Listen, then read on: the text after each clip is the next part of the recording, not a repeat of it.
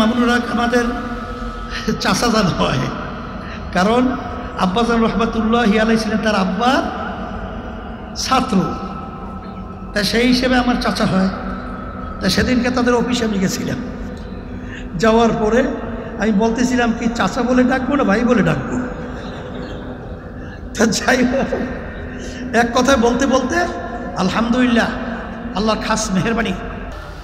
একটু আগে বলছিল না যে আমরা হাতে হাত মিলিয়েছি, আলহামদুলিল্লাহ আমাদের কিন্তু হাত মিলানো হয়ে গেছে।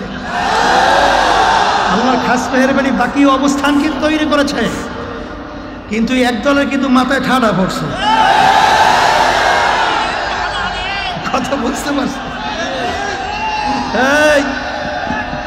বিভিন্ন কায়দায় আল্লাহর রহমতে আপনাদের দোয়ার বরকতে দোয়া করতে থাকেন, কারণ ইসলাম এমন এক রীতি আদর্শ, যেই ইসলামী নীতি আদর্শের মাধ্যমে দুনিয়াতে শান্তি, আখেরাতেও মুক্তি। এছাড়া কখনোই মানুষের কল্যাণ আশায় আসতে পারে না। নালে 5ই আগস্টে আপনারা দেখেছেন, যখন ছেলেরা তাদের ন্যায্য দাবি নিয়ে কোটা সংস্কার, দাবিটা কি ন্যায্য না অন্যায্য? এই তারা যখন নাকি এই দাবি নিয়ে রাজপথে এসেছিল, তখন আপনারা লক্ষ্য করেছেন একমাত্র রাজনৈতিক ব্যানারে বাংলাদেশের ভিতরে একটাই দল, ইসলামী আন্দোলন বাংলাদেশ, সর্বপ্রথম এই ন্যায়ের পক্ষে, অন্যায়ের প্রতিবাদে, জালেমের বিরুদ্ধে রাজপথে আমরা আওয়াজ তুলে হকের পক্ষে নেমেছিলাম। বেশ ভালো কথা। আলহামদুলিল্লাহ নামার পরে আপনারা দেখেছেন যে আলহামদুলিল্লাহ আল্লাহ আমাদেরকে বিজয় দান করেছে। ওরা যে অমানুষ, পশু, তার বাস্তবতা হলো, আমি তখন ঢাকায় উপস্থিত, তখন আমি দেখেছি যে কিভাবে একটা মানুষ, একটা নিরপরাধ মানুষকে এইভাবে পাখির মতো গুলি করে রাস্তার ভিতরে ফেলে দেয়। এই ইতিহাস বিরল বাংলাদেশের ভিতরে ঘটেছে, কথা ঠিক না? ইসলাম এবং মানব রচিত কুফরি তন্ত্রমন্ত্র এর ভিতরে পার্থক্য আপনারা দেখেছেন। তখনও মায়ের কান্না বন্ধ হয় নাই, তখন সেই মুখদের পানি পানি লাগবে শব্দ বন্ধ হয় নাই, তখন সেই সাইদের হাত প্রসারিত করে বুকের ভিতরে গুলির দৃশ্য এখনো মানুষ ভোলে নাই। তখন মা বলতেছিল সন্তান আমাকে কয়েকদিন পর্যন্ত মা বলে ডাকছিলাম, মায়ের কান্না বন্ধ হয় নাই। তখন ইসলামী আন্দোলন বাংলাদেশ সহ ওলামায়ে ইকরাম তখন বাংলাদেশকে সুন্দর পরিবেশ রাখার জন্যে তখন তারা ট্রাফিকের সিগন্যালের দায়িত্ব পালন করেছে। তখন তারা ভারতের একটা ইস্যু তৈরি হবে হিন্দুদেরকে সামনে রেখে, এইটা যেন না করতে পারে, এই জন্য হিন্দুদের জানমাল, নিরাপত্তা, ইজ্জতের জন্যে, রক্ষার জন্য আমরা কিন্তু আমাদের দায়িত্ব পালন করেছি। কিন্তু তখন ওই স্বার্থন্বেষী মহল, হুব্বুদ দুনিয়ার আসকুল্লি খতিয়াতিন, সমস্ত গুনার মূল হলো দুনিয়ার মোহ, ওরা করছে কি তখন চাঁদাবাদিতে লিপ্ত, ওরা খার দখলে লিপ্ত, ওরা সন্ত্রাসের ভিতরে লিপ্ত। এই সন্ত্রাসীদেরকে, ঘাট দখলকারীদেরকে, চাঁদাবাজদেরকে বাংলার মসজিদে দেখতে চায় না, হবে না, প্রতিহত করতে হবে।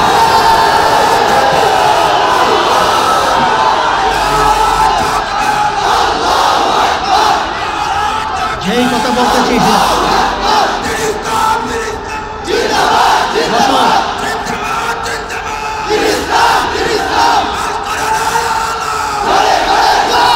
পরিষ্কার,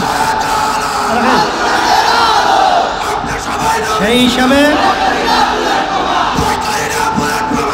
আজকে আলহামদুলিল্লাহ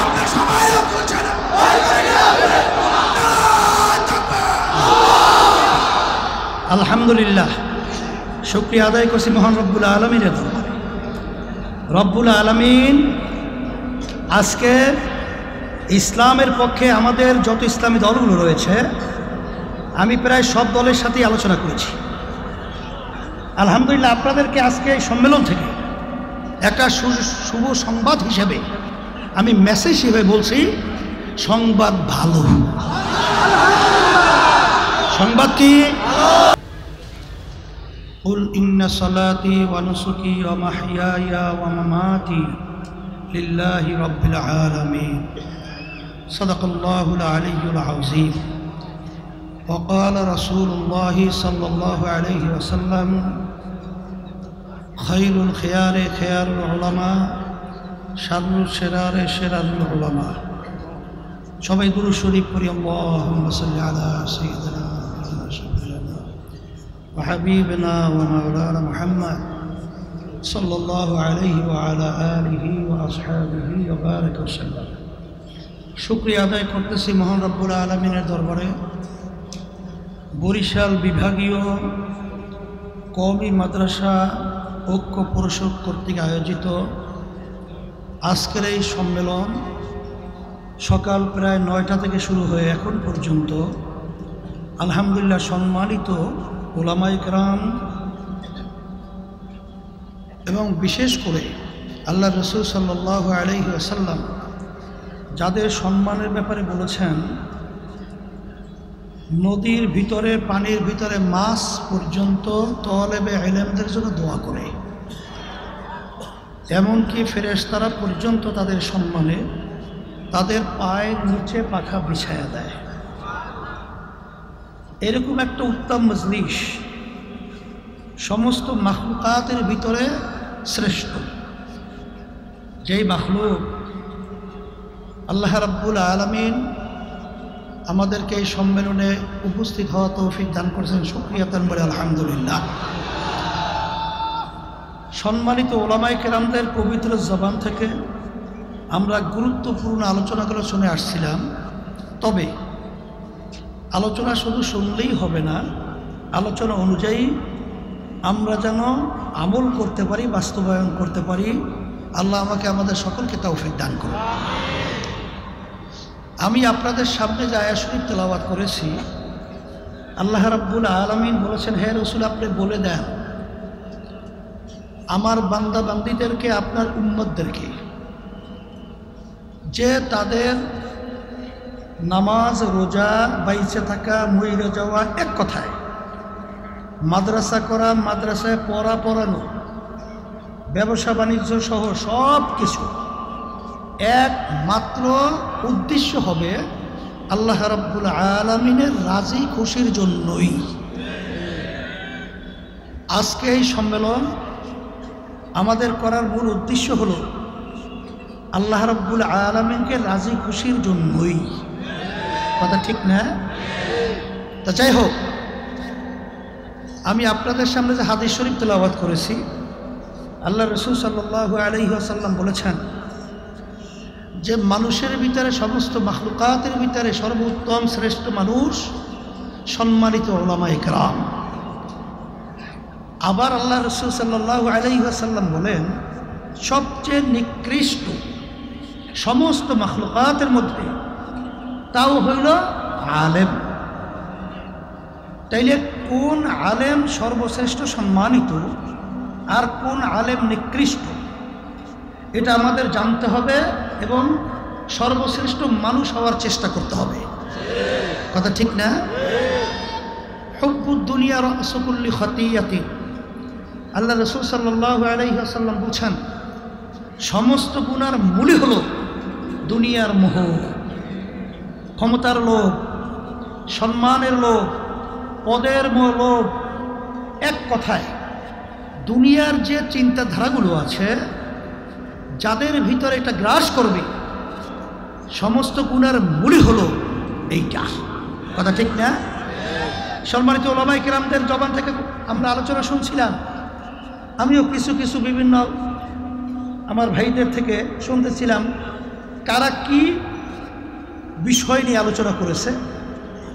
শোনেন, আজকে বাংলাদেশের ভিতরে 100-র ভিতরে 92 জনের মতো মুসলমান বসবাস করে। যেই দেশের মধ্যে বাংলাদেশের রাজধানী ঢাকাকে বলা হয় মসজিদের নগরী, যেই দেশের রাস্তার মোড়ে মোড়ে মসজিদ মাদ্রাসার অভাব নাই, যেই দেশের ভিতরে আজানের শব্দে বাচ্চাদের ঘুম ভেঙে যায়, আজানের শব্দে বাচ্চারা মায়ের কোলে ঘরে যায়, কিন্তু বাংলাদেশ স্বাধীন হলো প্রায় 53 বছর চলছে। এই 53 বছর বাংলাদেশের স্বাধীনতার বয়সে আজকে একটু আগে আলোচনা করতেছিলেন আমাদের মামুনুল হক সাহেব, হযরত কি আলোচনা করতেছিলেন? সংবিধানের ব্যাপারে, সর্বক্ষেত্রে সব শিরকি কুফরি। এক কথায় আল্লাহ এবং আল্লাহ রাসূলের নীতি আদর্শকে এই বাংলাদেশের ভিতরে পরাজিত এবং মানব রচিত কুফরি তন্ত্র মন্ত্র বিজয়, এবং সেটা কি বিজয় লাভ করছে। কথা ঠিক কিনা? আমি আপনাদেরকে জিজ্ঞাসা করি যে বাংলাদেশের ভিতরে এত মুসলমান, ভারত উপমহাদেশের ইতিহাস, এই দেশ স্বাধীন করার ব্যাপারে ভারত উপমহাদেশের মধ্যে ব্রিটিশ খেদাও এই আন্দোলনের নেতৃত্ব কারা দিছিল? সম্মানিত ওলামায়ে কেরাম। কিন্তু আজকে বাংলাদেশের ভিতরে এত ওলামায়ে কেরাম মুসলমান থাকার পরে আমাদের এই দুর্দশা কেন?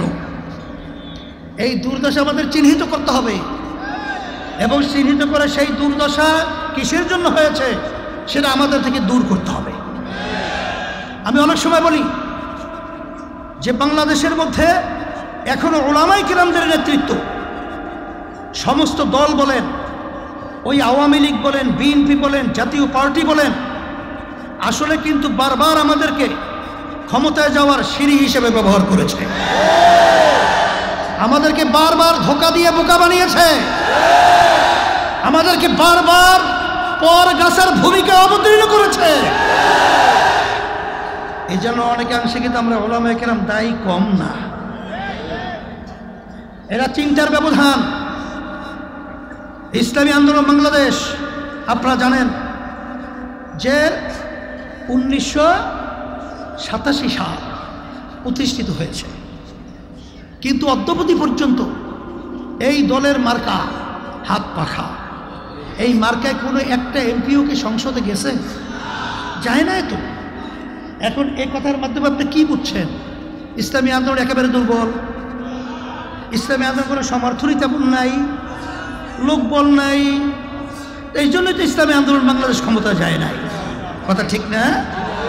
শোনেন, ইসলামী আন্দোলন বাংলাদেশ আল্লাহর রহমতে আপনাদের দোয়ায় এখন সারা বাংলাদেশের ভিতর 300 আসনে প্রার্থী দেওয়ার মতো যোগ্যতা তৌফিক আল্লাহ আমাদেরকে দান করছেন কি করেন নাই? আমরা দেই নাই? 300 আসনে আমরা প্রার্থী দিছি না? দিছি তো।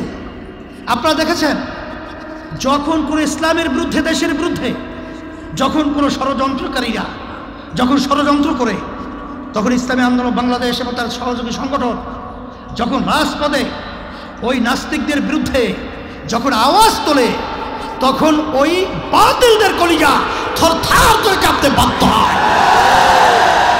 কি আপনারা দেখছেন কি দেখেন নাই? কিন্তু আমরা ক্ষমতায় যেতে পারি নাই কেন? চিন্তার ব্যবধান।